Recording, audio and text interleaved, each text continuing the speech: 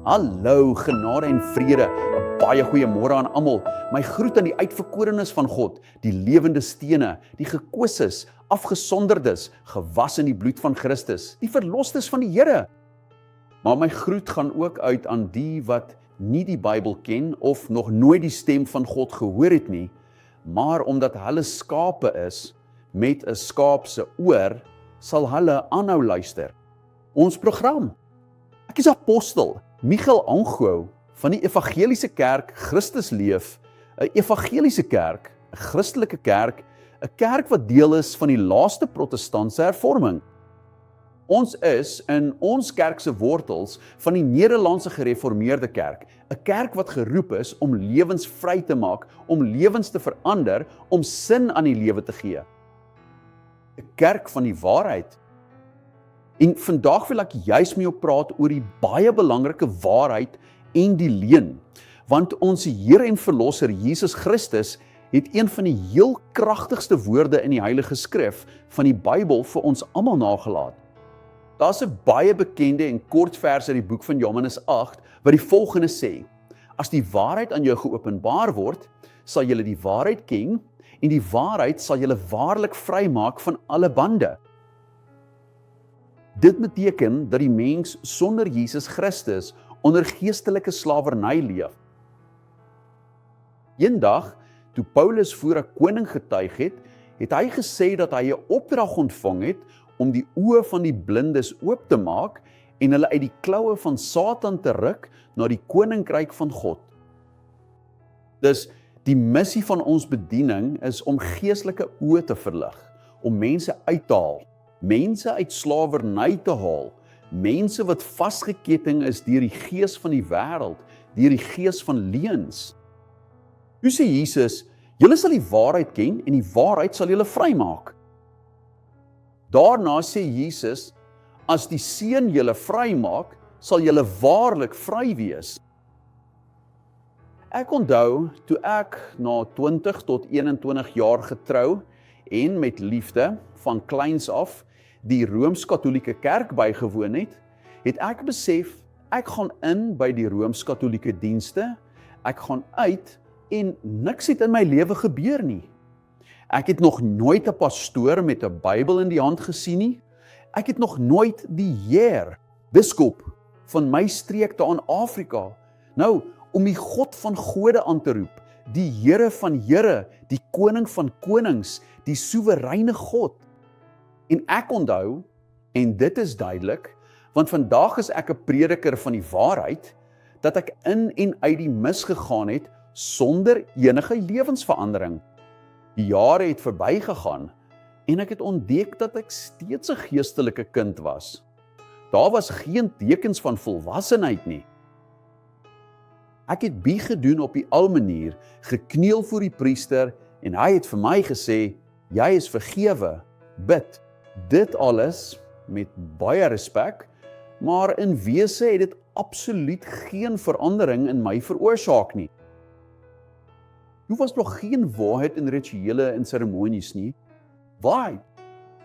Hierdie waarheid is aan Jesus bevraagteken. Wat is die waarheid? Die waarheid is die woord, die waarheid is die stem van God. Julle sal die waarheid ken, julle sal die openbaring ken, en hierdie openbaring van die genade van God sal julle vrymaak. Want solank daar nie verligte geestelike oë is nie, solank die genade van God nie geopenbaar is nie, is die mens 'n slaaf. Weet jy wat Paulus in Efesiërs gesê het? 2, hy het gesê, terwyl julle dood was in sondes en oortredings, het hy julle lewend gemaak. Dit beteken dat ons lewe, behalwe dat dit 'n slaaf was, ook 'n geestelike dood was.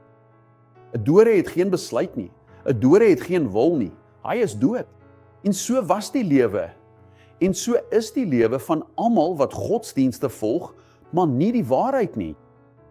Toe kom Jesus en sê, wel, jy moet die waarheid ken. Dit beteken dat ander godsdienste, buite die Christendom, nie die waarheid bied nie. Hulle bied eredienste aan vir beelde, vir afgode, vir Maria, maar aan Jesus Christus as die absolute Here net die Bybel en die ware, egte Christendom. Miljoene mense in die wêreld is slawe van godsdienste. Mense wat geloftebetalings en beloftes maak, trappe op hul knieë klim, honderde meters kruip met hul knieë, met 'n kers in die hand. Dis bewonderenswaardig, die geloof van hierdie mense, maar wat bring dit voort? Absoluut niks. Daar's geen waarheid daarin nie. Jesus het nooit gesê jy moet ly nie, nooit gesê jy moet 'n prys betaal nie, nooit gesê ek moet ophou eet sodat hy in my lewe kan werk nie, dat ek moes doen nie, naaswyks en rituele en seremonies, dat ek Jerusalem toe moes gaan en my in die rivier moes laat doop, Jordaan. Geen van hierdie uitdrukkings het ooit bestaan nie. Hy het gesê, as jy die waarheid ken, is jy vry. En weet jy, die eerste keer wat ek 'n predikant hoor preek, het ek eintlik in 'n kerk in Lissabon, Portugal ingegaan, in 'n rolstoel. En ek het daai predikant gehoor. En in die middel van die boodskap, ek het nie geweet dit is gebruiklik in daai kerk nie, het ek albei my hande opgesteek en gesê, ek wil Jesus hê. Daar het ek die waarheid leer ken. Daardie Sint Judas Taddeus wat ek aan my bors gedraai het, 'n groot goue en silwer medalje, dit het my vir niks gehelp nie. God was nie daar nie. Daar's geen gemeenskap tussen lig en duisternis, tussen Christus en die bose nie. Ek was toe heeltemal leeg. Ek het een keer met 'n baie groot gesagsfiguur, 'n baie belangrike persoon in Brasilië gepraat. Hy het vir my gesê, kyk, ek gaan na die dienste van die godsdiens wat hy dien, en hy sê, daar gebeur niks nie, dit is net 'n ritueel, dis omdat die waarheid nie daar is nie. Maar wanneer jy die waarheid leer ken, wanneer jou geestelike oë verlig word, en hierdie waarheid maak jou vry, dan is dit normaal om vasgebind, gevange, geketting, verslaaf te wees, en die wil van die vors van die magte van die lig te doen. Paulus het vir die Efesiërs in hoofstuk 2 gesê, ons was soos die ander kinders van die toren, ons het die wil van die vors van die magte van die lig gedoen. En wat doen die vyand? Hy maak mense blind, sodat hulle nie kan ken nie, het hy gesê. Paulus aan die Korintiërs, die heerlikheid van God, die heerlikheid van die evangelie van God, evangelie van God, evangelie. Dit beteken goeie nuus. Daar is nie goeie nuus as ek 'n prys moet betaal nie, as ek 'n offer moet bring, as ek my aan 'n skuring moet onderwerp, as ek die berg moet uitklim nie. Dit hier is offer, dit is slawerny. Dit is nodig dat die geestelike oë oopgaan, sodat jy die erfenis en die hoop van die heiliges kan verstaan, die grootheid van wat die evangelie is. Evangelie beteken goeie nuus van groot blydskap. Hoe het Jesus gesê, as julle my ken, as die Seun julle vrymaak, sal julle waarlik vry wees. Julle sal die waarheid ken, en die waarheid sal julle vrymaak. Vrymaak van wie? Van slawerny, van die dood, van sonde, van oordeel, van veroordeling, van die breë poort wat na ondergang lei, van die hel, van die duiwel. Eina, maak jou lewe nou sin. Hoeveel jaar was jy? Hoe gewyd aan werke, aan tafels, aan altare? Hoeveel keer het hulle al vir jou gesê, dis nie jou plek nie, maar jy hou aan. Jy is bang, want agter dit alles is die een wat die Bybel my teenstander noem, die misleier, die duiwel, die aanklaer.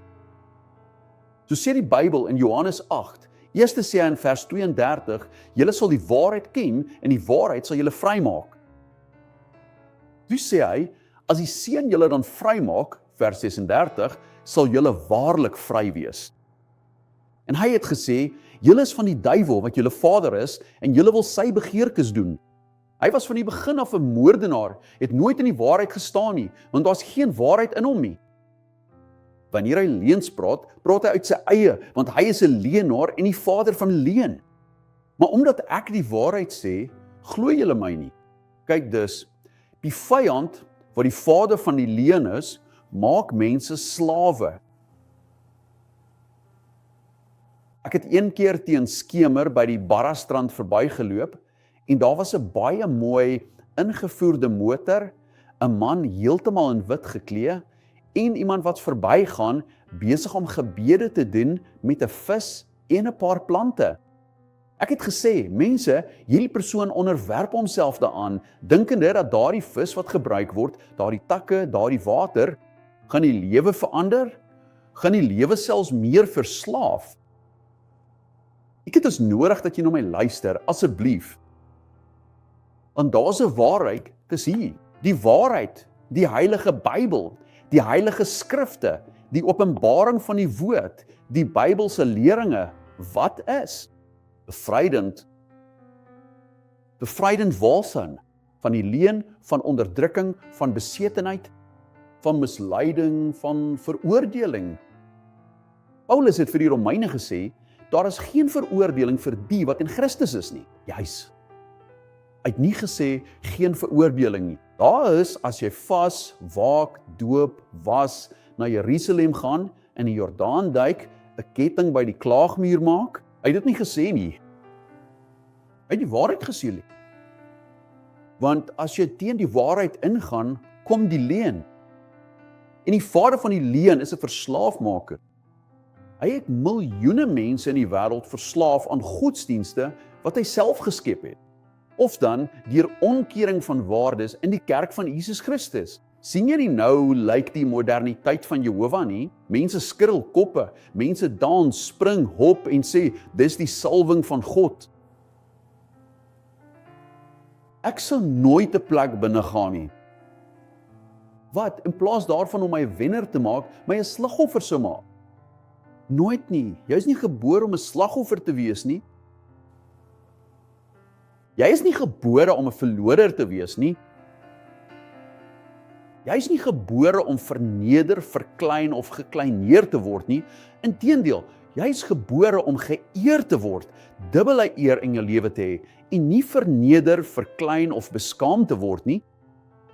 Ek weet hoe die duiwel mense verneder met godsdienste, met daardie offers wat mense, arme dinge, dink as hulle 'n 7-dag kers aansteek, of 'n bietjie bloed gee, of as hulle na 'n plek gaan waar daar 'n waterval is, en hulle daar 'n abolbad neem, dit alles is net slawerny. Of dan om 'n beeld by die huis te hê, en te dink dat daardie beeld hulle beskerm. Daar is geen gemeenskap tussen die bose en Jesus nie, tussen die duisternis en die lig nie. Na die duisternis kom die lig. Solank Jesus nie Here en Verlosser is nie, is die lewe vol duisternis, donkerte. Satan verblind die verstand, sodat die mens nie die heerlikheid van die evangelie kan sien nie. Want dit is die evangelie wat red. Dit is die evangelie wat bevry, dit is die evangelie wat verander, dit is die woord wat reg verkondig word. Want broers, niemand word gered deur na boodskappe van die wet te luister nie. Die boodskap van die wet is 'n bediening van veroordeling en van dood. Dit het vervaag, dit skep geestelike sluiers. Die persoon het 'n geestelike sluier. Sy kan nie sien nie. Van Satan laat nie toe dat sy sien nie en skep so 'n geestelike blindheid. Toe sê hy, kyk, ek sê vir jou die waarheid en jy glo nie. En hy gaan verder en sê daarna, Jesus, wie van julle kan my van sonde oortuig? As ek vir julle die waarheid sê, waarom glo julle my nie? Wie het God is, hoor die woorde van God. Daarom, julle luister nie na my nie, omdat julle nie uit God is nie. Nou begin ons verstaan dat daar is, op hierdie aarde, 2 saad. 2. Die saad van die skaap, die saad van die bok, die koring en die onkruid, wat baie eenders lyk. En wie is dit wat die onkruid tussen die koring saai? Om jou te laat dink. Hoe siek is hulle? Hoe siek is hulle nie? Op soveel plekke is daar 'n bord wat sê kerk, maar Satan spreek die woord, en om middernag gaan hy en saai die onkruid tussen die koring. Wie is die onkruid? Dis sy kinders, die van die leuen. Toe sê Jesus, spreek, daarom luister julle nie. Julle is nie uit God nie. Dit beteken dat wie uit God is, hoor die stem van God. Ja. Nee, hoofstuk 10 verder aan, in vers 26 van Johannes. Maar julle glo nie, want julle is nie my skape nie. So dit beteken, daar's 'n saad, die onkruid, die bok, die wolf, wat nooit sal glo nie, want hulle is reeds bestem tot veroordeling. Hulle is bestem tot ondergang. En hy sê, my skape hoor my stem. Halleluja, my skape hoor my stem. Ek ken hulle en hulle volg my. Maak dit sin in jou lewe? Is daar 'n verbinding binne in jou hart, in jou gedagtes? Ek gee hulle die ewige lewe. Hulle sal nooit vir ewig verlore gaan nie. Niemand sal hulle uit my hand ruk nie. Hier wys dit die soewereiniteit van God. Hier wys dit dat daar nie vrye wil bestaan nie. Dat dit wys dat eenmaal gered, altyd gered is. Sê, uit my hand sal niemand ruk nie. Ek gaan dit weer lees. My skape hoor my stem, ek ken hulle, hulle volg my, ek gee hulle die ewige lewe. Die Bybel sê nie, ek gee hulle die ewige lewe nie, as, nog 'n plus, dit bestaan nie. Ek gee hulle die ewige lewe, hulle sal nooit verlore gaan nie, eenmaal gered, altyd gered, vir ewig, en niemand sal hulle uit my hand ruk nie. So, maak nie saak wat gebeur nie, wat ook al gebeur, watter werk ook al gedoen word, touwery, swart magie, pendulum, wat ook al. Sodra die waarheid jou lewe bereik het, sodra jy bevry is, word die geestelike oë van jou hart verlig. Het jy 'n tipe en klas van onvernietigbare lewe. Kyk, hierdie lewe is so seker dat die Bybel sê dat hy, die wat hy bestem het, het hy geroep, die wat hy geroep het, het hy geregverdig, die wat hy geregverdig het hy verheerlik. Die ewigheid is gewaarborg. Vrouens, ek vra selfs hierdie vraag, waar gaan jy die ewigheid deurbring? Daarom is daar soveel mense wat so bang is vir die dood, omdat hulle nie weet wat gebeur wanneer die brein ophou werk en die hart ophou klop nie. Jesus het gesê, as jy aan my behoort, al sterf jy, sal jy lewe. Hierdie waardes wat intrinsiek aan verlossing is, gee aan 'n lewe 'n geestelike identiteit, 'n geestelike volwassenheid. Net so kan mens ware Christendom uitleef, sonder om korrup te raak, sonder om van die kerk 'n politieke verhoog te maak, sonder om van die prediker iemand te maak wat ander dinge verkondig as goeie nuus. Die Kerk Christus Lewe het sy internasionale hoofkantoor, 'n groot kathedraal in die westelike sone in Marikaastraat 320 in die Kampiemwyk. Hier het jy parkering, alles is ligverkoel tot eer van die Here, jy het 'n wonderlike gemeenskap, jy het leiers wat standvastig is met teologiese diepte en openbaring. Ons is deel van die laaste protestantse hervorming en natuurlik 'n plek van vreugde, 'n plek van vrede waar jy jou kinders en kleinkinders grootmaak. Ons het in sommige families 4 geslagte. Die seun van jou, die Kerk Christus Lewe is jou kerk. Dit is baie belangrik dat 'n mens by die kerk aansluit om onder pastorale, apostoliese sorg en die regering van die kerk te wees. Ons het biskoppe wat bid. Dit is 'n seën. Christus Lewe is regtig die hemel op aarde. Dis die koninkryk. Dit is die 10.000 vierkante meter van mees heilige grond wat daar in Brasilië is. Sien jou? Ons wag vir jou in die naam van Jesus. Ek verklaar nou jou genesing. In die naam van Jesus, wees gesond, wees vrygemaak. Jy het 'n prostaattoets gedoen, dit het 'n baie hoë PSA getoon. Hulle het dit 'n kankertumor genoem. Maar jy is genees in die naam van Jesus. Jy wat 'n beroerte gehad het, of Alzheimer of Parkinson het.